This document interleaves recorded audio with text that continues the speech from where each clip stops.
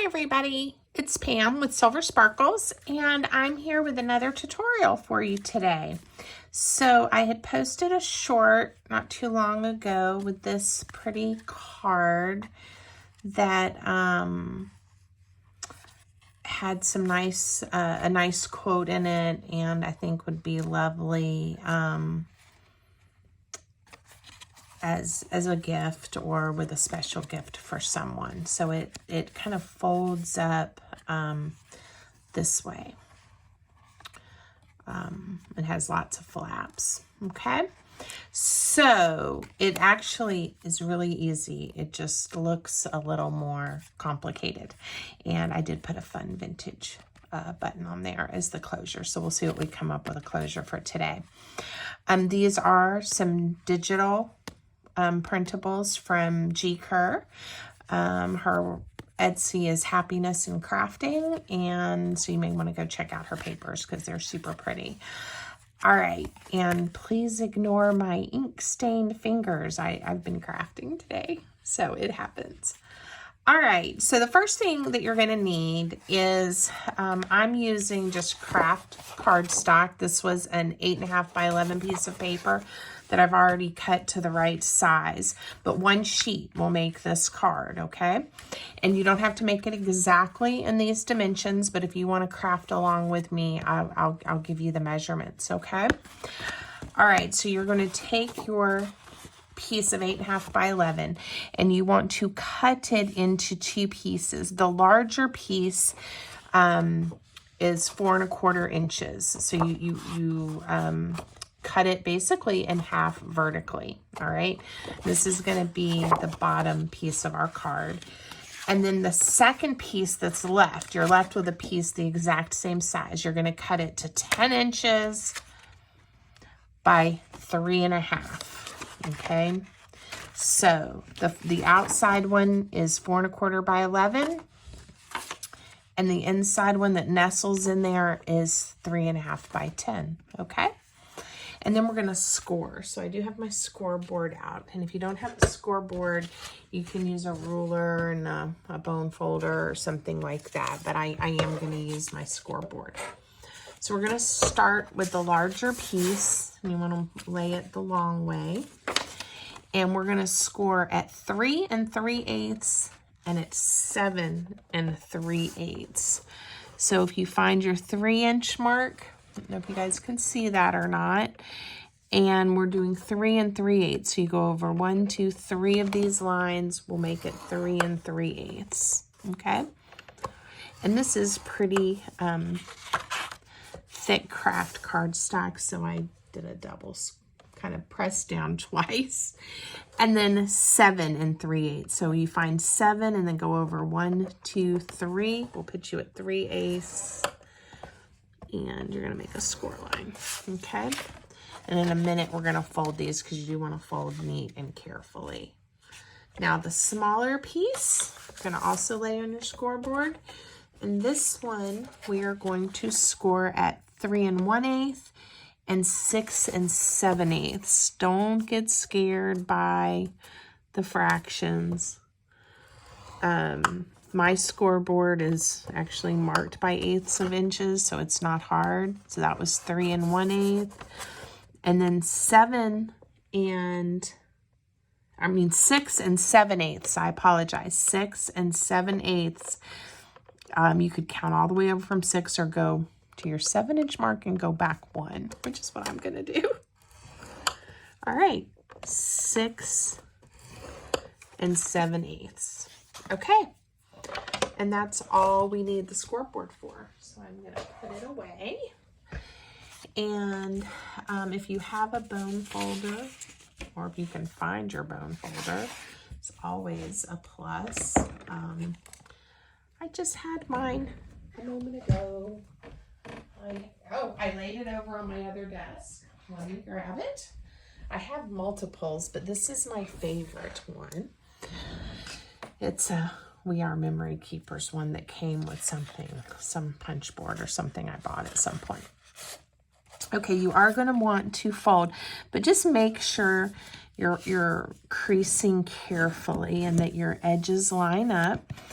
if you're careful at this stage, even though you have scored it, your whole card, your whole project will line up a little bit more neatly, okay? And then do that for the inside layer as well. Go ahead and make nice creases. All right. Not hard so far, huh? All right. Now, I will tell you, I did the measurements a little bit differently than I did from this original one. I decided I wanted a little more room inside. So it may look just a touch different, but everything fits the way I want it to. I'll actually go that way, okay? And this one will go this way. All right, now I go ahead and adhere the inside layer because we don't need to add pretty decorative paper here or here, and that way I don't get confused about where I'm putting my pretty papers I've already trimmed to the right sizes.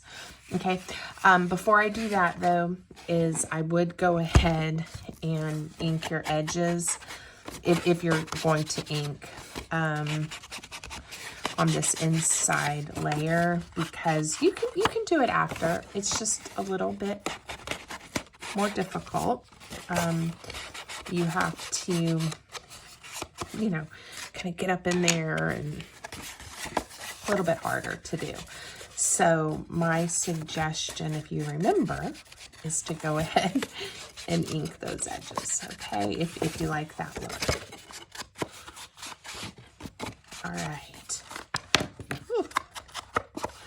This is what happens when I'm on camera and I try to go a little more quickly. I get ink everywhere, which does wash off, so it's not the end of the world, but I drop things.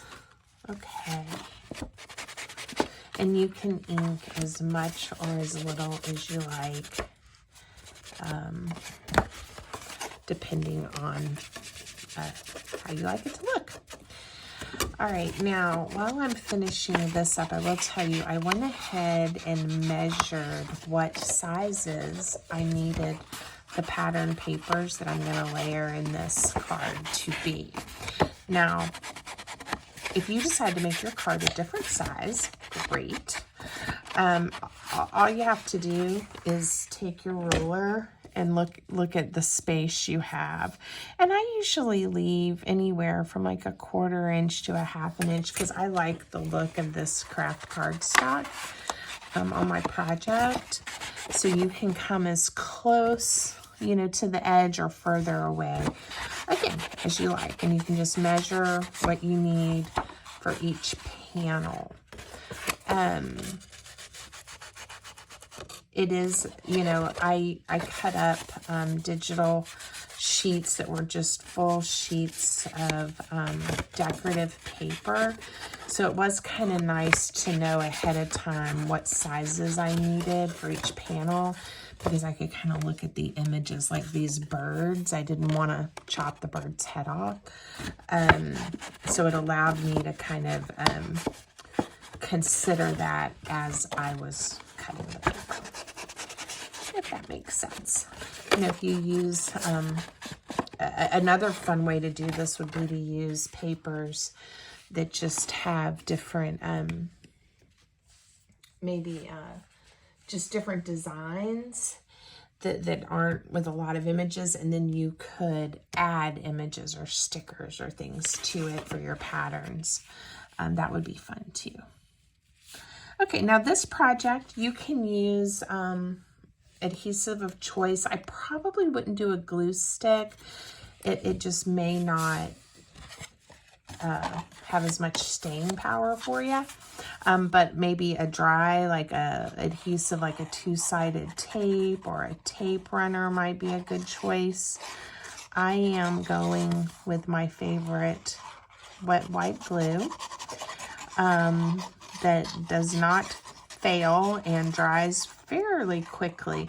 Now on this cardstock, it does seem to take it just a touch longer to grab hold, which is fine. But you just want to keep that in mind before you start wiggling around too much. And when I say a little bit longer, I would say a few seconds longer, not minutes. And this is the glue that I'm using, and I just added into smaller bottles to dispense it that have these nice fine tips, so I can get a nice thin line of glue if I want. Now at this point, all I've done is I've glued this one back panel on the inside to the back of the card. I always make sure it's folding up the way I want it to as I go. There's nothing worse as getting to the end of your project and realizing it's not folding the way you thought it would, okay? And I like the card to open traditionally left to right, and then I think I did it that way on the other. Yes, and then left to right. But again, you can have it fold or unfold backwards, right? Or you could even do it, this is the regular right to left, and then do another left to right. Go wild. Do what makes you happy, okay? Now, I have gone ahead and done the measurements for each of these panels so that I could cut my paper ahead of time. So, for the outside one, this piece is now glued in here. So you don't need a pattern paper unless you just wanted maybe something around the edges there. I'm not doing that today. So we need a piece for the back because I like the whole card to be covered with patterned papers. And then I usually think about this front panel first to get an idea. On this one, I really wanted this pretty unique blue flower to be prominent. So I paid attention. I'm not quite sure what I did for this one. Let's see. So this panel, I cut the paper to 3 by 3 1/4. Okay, so I have to find one of my 3 by 3 1/4 pieces, and I did not label these. So this is going to be fun, a little bit like a puzzle. There are 4 this size. I think this is my back piece, is the largest. There should be 4 that are, I think 4, maybe just 2, 3 by 3 1/4. Yeah, there's 2 to choose from. Okay. And I even, to help myself, put the number that there is. There's 2 3 by 3 3/4. So which of these would I like to be the front of my card is the question. This one has a lot of interest to me, with this butterfly and almost like two panels. And this one has a similar piece with what looks like faux music sheet back there. They're both really pretty. I'm going to go with this one. And not worry too much. One of the reasons I just did pick this piece though is that I am going to do some type of circle or button closure there, and I just wouldn't want to cover up this pretty flower here. So that's how I made that decision in my mind. All right, so these papers are so pretty and have so much happening. I don't feel the need to do a lot of adding other images or collaging, but depending on the papers you choose, you might want to layer and add lots of interest. It depends kind of on the paper you pick. But again, these are so pretty. Same with the original prototype. I didn't feel the need for a lot of layers. I think I added a layer here because it was sort of plain, I thought, but just depends on the paper. All right, So because I know there's only 2 this size and this is the other one, I'm going to go ahead and glue this one down next. Now, you will notice on the original, I didn't leave as big of margins. I just kind of wanted to show you another look. So again, it was intentional. And you can, as you're designing your card, choose. And if you want it to have less of a margin, you could take my same measurements and just cut these 1/4 of an inch larger. And that'll take you closer to the edge. Okay? All right. Very pretty. Now, I am going to, when you open it up, this is the next panel that we're going to see. And these are 3 1/4 by 3 3/4. These are actually a little bit bigger, I think. And it's not, I think this is my back piece. It is. I'm going to set him to the side. And I hope I measured right. Ha. I messed up, but I'm going to show you how, even when you mess up, it's okay. This one was supposed to go here. See how that fits there a little bit nicer? This one is a touch smaller. Oh, I know what I did. I flipped this. Okay, so let me show you what I did. See how this flap here is 3 by 3 1/4? And this flap here is 3 1/4 by 3 1/4. It's just 1/4 inch wider this way. On my on this one, to help me with my measurements, I put the wider side to the right. This one, I had it upside down, so it would have been like this, with the wider one on top,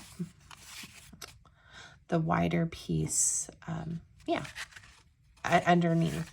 I just started my card with the wider piece on top, and then I looked at my measurements and I got confused. So now I have different sizes, margins, and it didn't really matter that I had it upside down. What mattered is I kind of messed that up there. But we are going to persevere and not obsess over this. So I'm going to take this over to my guillotine, and I am going to cut this to the 3 3/4 size so that it matches. Okay. I think, yeah, this is the piece for there. All right. This is a 3 3/4. All right, I will be right back. I'm not quite sure what I did. I hope I'm not confusing you.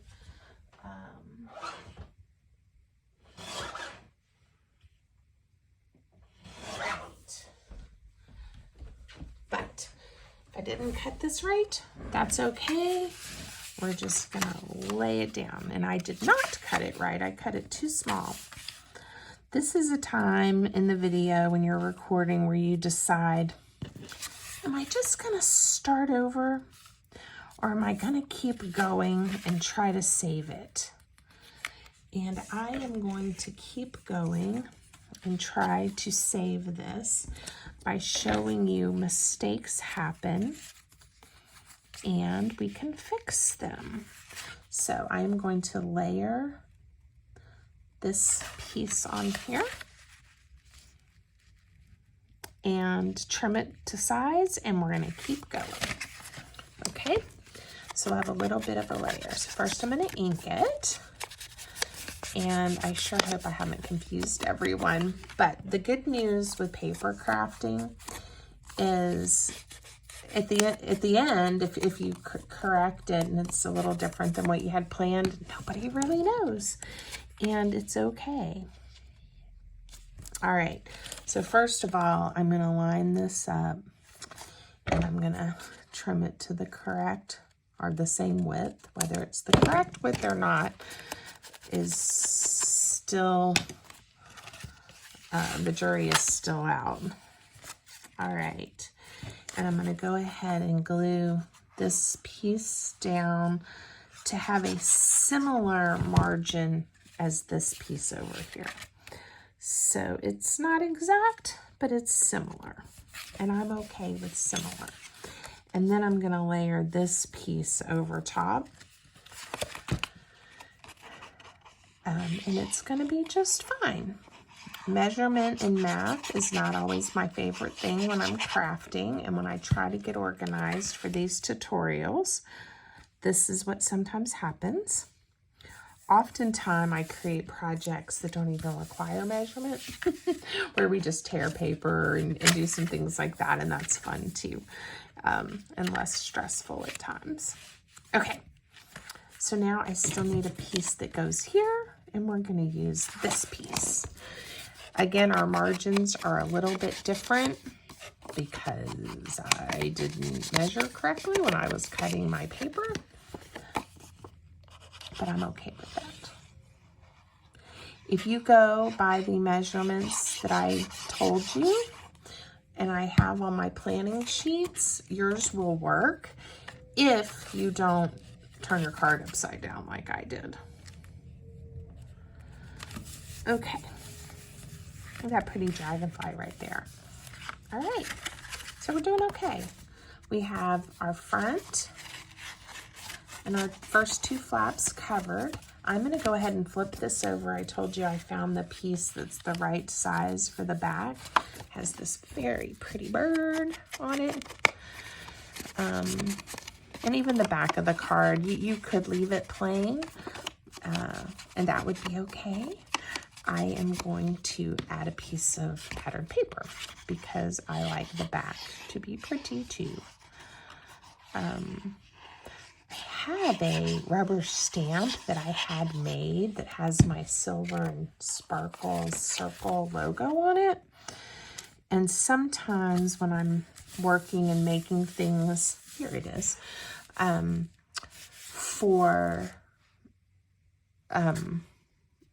like when I go to craft shows or I'm definitely selling some items, I'll stamp like on the back of an item. I'll show you what it looks like. It's so cute. My logo, so people know where it came from. But I didn't really leave a place on this card. But that's an option too, is to just leave it blank or to add a little note or maybe just a small piece of pattern paper, like a fun circle or stamp would be cute there. So, okay.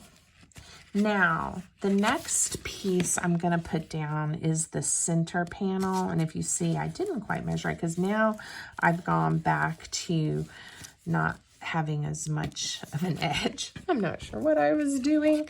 I prepped this project yesterday, getting ready to do the tutorial, and it was kind of a gray, rainy day here, and it wasn't, oh, was that yesterday? Anyway, it was a day, or no, I think it just got too late, and it was just really a little too dark, and I was like, the light isn't going to be good, so I'm going to wait. And I don't think I was as focused as I normally am when I'm getting my materials together. I knew I wasn't going to record until today. So, anyway, it's going to be all right. Okay. All right, I've got 4 pieces of paper left, and I have 1, 2, 3, 4. Before I cut or glue, I'm going to make sure I have the right ones in the right spots. All right, these are the same size. Oh, look. Bam, life is good. They're all the same size. So now it's just picking which ones I want to wear. All right, that makes it easy. So again, I am inking the edges and I am just sticking these pages, our pretty pattern papers, down. I don't think it can get any easier than that, okay? Now, the one thing I did not prep ahead for this, and I'm not sure if we're gonna take the time or not, is some words of encouragement or a quote or a poem.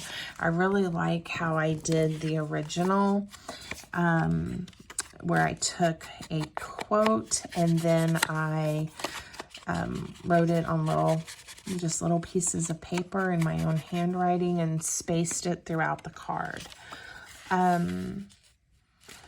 And again, not hard, but you just have to kind of think through, and is this card for a particular person? Is it for yourself as a reminder, you know, of self-care, right?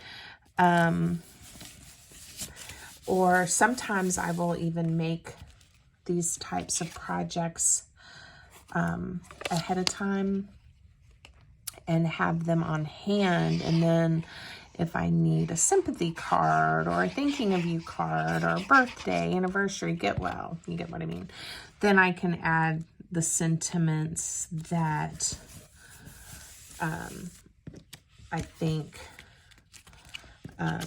would be most appropriate. So we'll see once I get this glued down and we get a closure made, if we're going to take some time to add some words, or if we're going to leave this one just ready to go for when I need a card.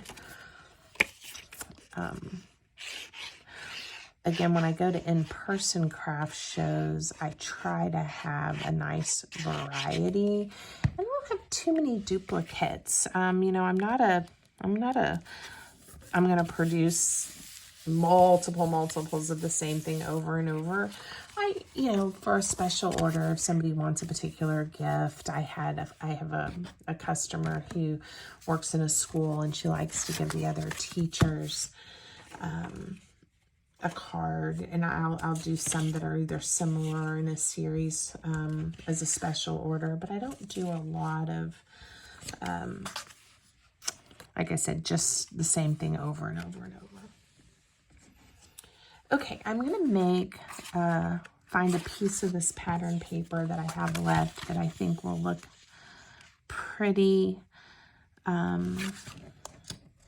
as a background, or the circle for the closure.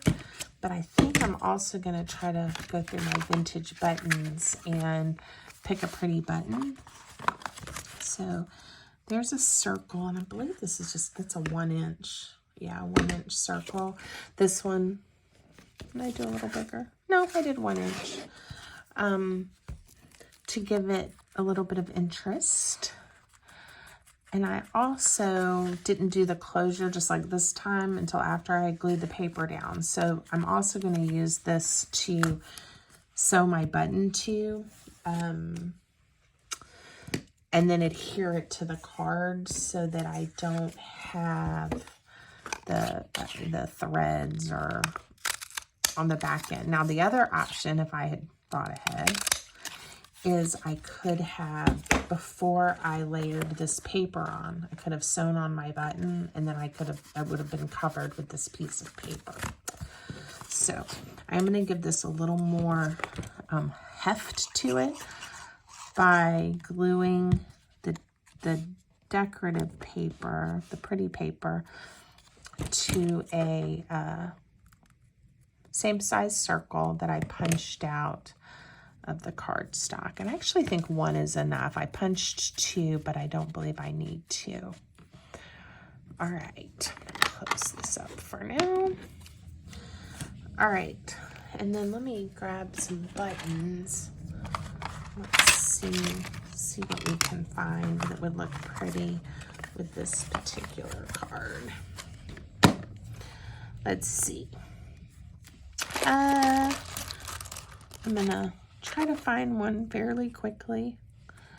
Oh, that would be pretty. Maybe not enough contrast. Let's see. Maybe something a little too red. Here's some that I got at an antique store. My husband and I were on vacation in Florida a couple of weeks ago, and I haven't even opened yet, but I think they're close to the right color of reds and burgundies. Dark. Let's see. Wonder where all these buttons have been in their life, right? We're going to go for that one. And then I also found a set of neutrals, which look like different shells. And they're definitely not just the plastic or acrylic buttons that we seem to find today. So that was a fun find when we were out and about on vacation. All right. It's definitely going to give it a pop of contrast, isn't it? All right. Now I want to sew my button on, and I am just going to use some brown thread, which I think won't really show much with this button, which is fine. And I've got my needle ready, and this is really just sewing a button on. The button on the prototype was the kind that has a little underneath. It doesn't have the holes in the top of the button. I'm not sure what that's called. If somebody knows what that's called, where you attach it, like it's got, the holes are underneath, not through the button. And then the button also sits up some, that kind of button. If somebody knows what that's called, I would love to know, because I'm not sure. And while I am sitting here trying to thread a needle, I know I have some of those types of buttons here in my button collection because I use them occasionally. I do try to use them on a project like this, where it's not something I want to lay as flat as possible to go inside a journal. But this is just going to be a card. Not that somebody later may not want to tuck it in somewhere, but it's definitely adds thickness to the card, if you can see that. And I usually have no problem with threading my needle, so I'm not sure what's happening. I'm giving you guys a close-up of my ink-stained fingers and showing how desperately I need a manicure. All right, finally, success. I better not speak too soon because I haven't tied the knot yet, which maybe is gonna cause me a problem. I don't know. All right, this button has 4 holes. So the way I normally do it is I just poke a hole through so that I can have the right spot on the back before I start. And with this not being a super thick, it's just one piece of cardstock and one piece of patterned paper. It's not hard at all to get the needle through the paper, but I do try to hold it very carefully when I first start so that it's nice and neat. And so it's just sewing a button on. Pretty easy. I go probably through a couple of times. I don't want the button to go flying off, but I don't think the owner's going to be too hard on the button, so you don't have to do it a bunch of times. I usually try to leave it a little looser than I did this time, so there's plenty of room to slide the twine. I'll probably pick a thinner twine to make sure that I need to tie a knot at the back, that we can put our closure on. And then just tie a nice little knot. You're not going to see this, so if it gets a little messy, that's okay. My mom was really talented. She wasn't a seamstress by trade, but just hobby sewer, seamstress, and could sew and make beautiful clothes. And even the back of her work was gorgeous, where mine can get quite sloppy. but I figure if I'm going to glue it down, nobody will know. I am going to use a couple of pieces of my Score Pal double-sided tape to give it a little extra adhesive, and I'm also going to use my art glitter glue on this. So, and before we put too much pressure on it with a piece of twine, you do want to let your adhesive, your glue set. Okay, because again, you don't want it flying off. If that does happen, you can always glue it back. And if it's really worrying you, the better option would have been to sew it directly to the card and then cover the other side if you don't want to see the thread. Depending on what I'm doing, if it's, you know, a junky junk journal, I don't worry about it, and I just let the threads show because I think it gives it some character. But with this card, I really didn't want to see the threads, so I'm gluing it. Okay, so now you see our project is all ready for whatever words or inspirations you would like to add. Another option, if you didn't want to do that, is you could go through here and add little pockets and tuck spots and put some ephemera in here. So I make a lot of projects like that because I am someone who loves pockets and little places to hide treasures. Let's find a thinner piece of twine than what is on this one. And where I'm putting the twine is where the button is actually sewn on, so I can mess with it just a little bit. And I am going to tie this one on so it doesn't go anywhere. I'm going to leave a little bit of a tail. All right. And I think I'm just going to do this one the one time through. I am going to knot the end just because I think I didn't on this one, but this twine I've worked with before, and sometimes will come, this particular one, a little loose, so I don't want that to happen. Like unravel a little. It also helps you know to grab that piece. The other one already tucked up under the button. Okay. Again, a nice project. It's something I think anyone would appreciate receiving as a gift. And all that's left is to, if you want to embellish or decorate more, and then add some words. So I'm going to stop there. If you like the video, and I hope you did, please give it a thumbs up, and please subscribe if you haven't already to my channel. I appreciate it, and I hope everyone has a great day. Bye.